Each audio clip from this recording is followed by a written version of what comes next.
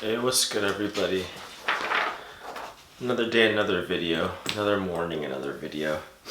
In this one, I'm going to talk about using social media algorithms to your advantage and what intersectionality is.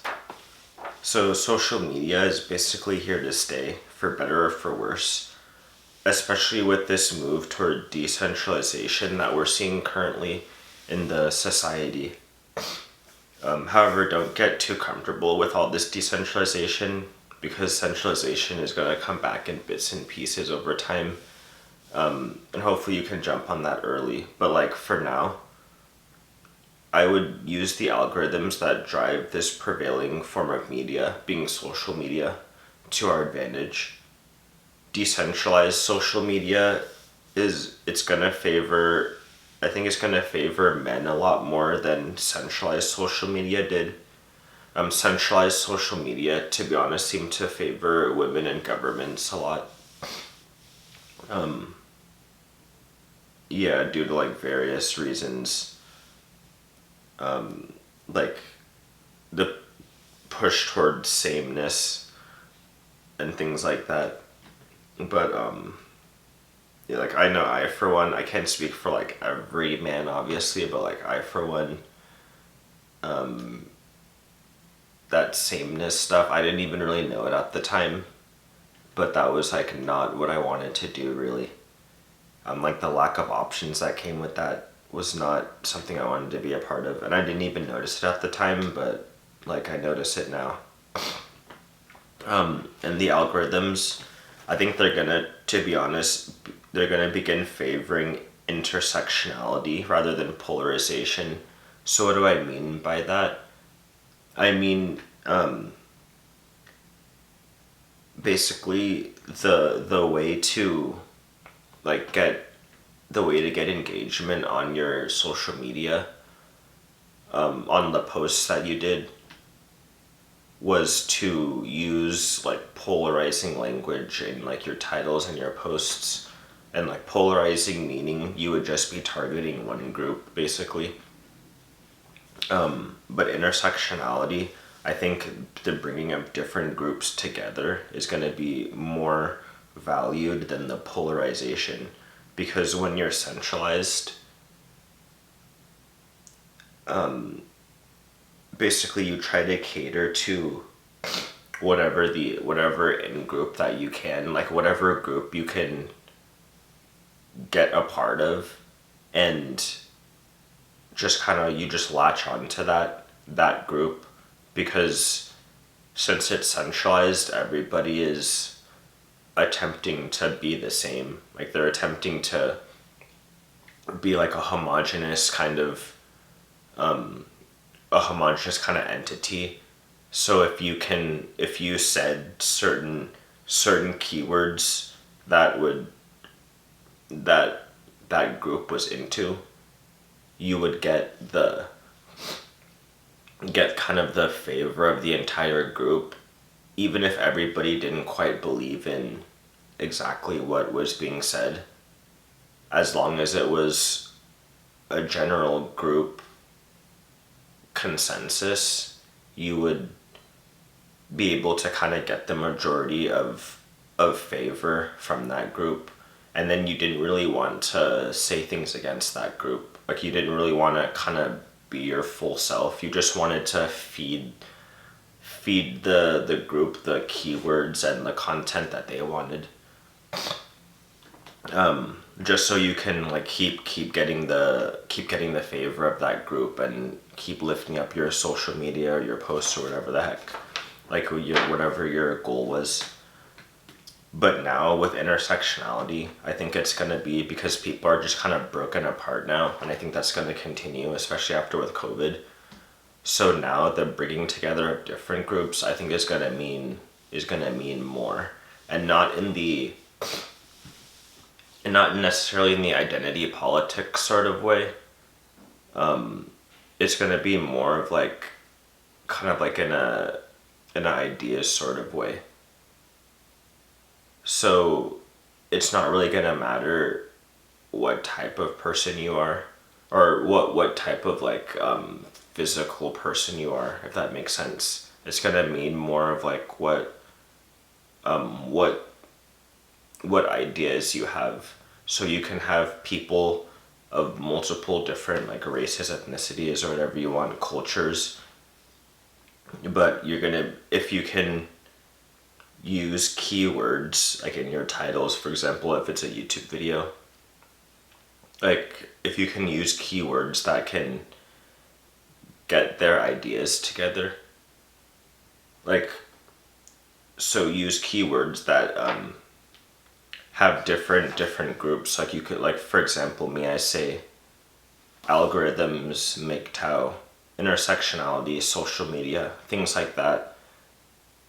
That's not really targeting any group, except like you could say MGTOW is targeting one group, which is true, even though there's many people that consider themselves MGTOW now. But just the multiple words that are, that can take in different groups, because these things are they're important to many different people. Social media is important to many different people. Algorithms are affecting a lot of different people. And intersectionality is literally means of bringing together different people. MGTOW, you could say that's one group. Like, yeah, so I'll concede that one. That one is kind of one group. But yeah, if that makes any sense. So, what does this mean? Contrary to popular belief, social media will actually start bringing us together, I think, rather than pulling us apart. And that is something that I'm gonna say now, and we'll see if that happens or if that doesn't happen. Because it's been the opposite for quite a while with social media, but I think with decentralization coming, it's going to like reverse itself again, or reverse itself. I don't know how I don't think it actually ever really brought, in the very beginning, I think it brought people together, but then it quickly started dividing people. So I think we're gonna go back to bringing people together with different social medias now, with different social media.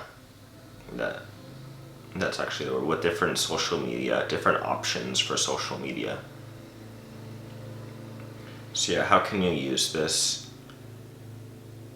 Like I said earlier, inputting one keyword or a set of keywords, rather than inputting one keyword or a set of keywords that target a specific audience, you input multiple keywords that attract an intersection of different audiences in your posts and your titles and stuff like that.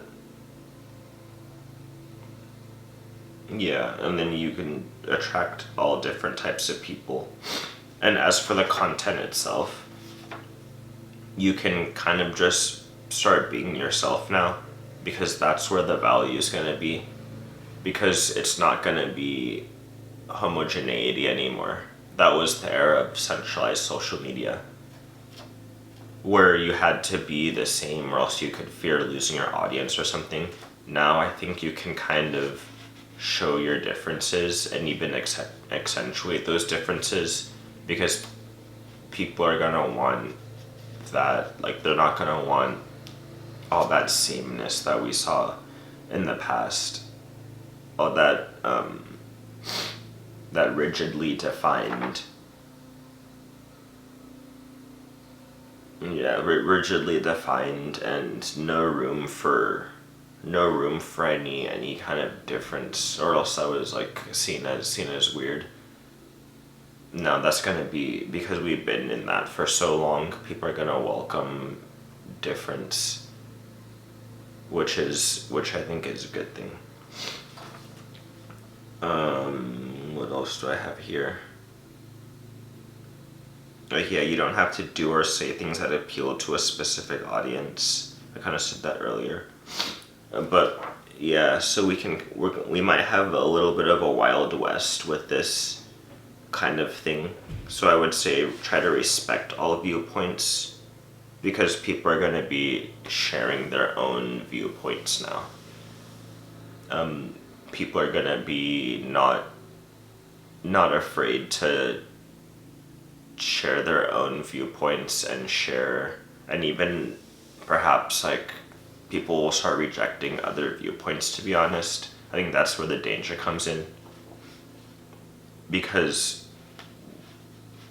I can just sense that people are done with all of that homogeneity stuff, because that just didn't work, and or may probably work for a while, but that just kind of turned out not great in a lot of respects. And I think even MGTOW is a part of that, men going their own way. Like, why? Why would we be going our own way if we weren't allowed to in the first place, right? Like that's it's even in the name of the people told me not to call it a movement, so the philosophy. See, but just in the name of the philosophy, why would we have to be going our own way if we weren't allowed to in the first place? So, yeah. That's why I think it's going to be the era of MGTOW also. But yeah, so, yeah, finally have fun, because it's going to be wild, but try to, like, not be too mad about the previous homogeneity that we've lost a lot of years to be honest, to be frankly honest with you. Lost a lot of years too. Hopefully these upcoming years will be pretty good. But yeah, that's all I got for right now. Maybe all for today. I might post another video later, but yep, that's it. Alright, peace out. Stay healthy.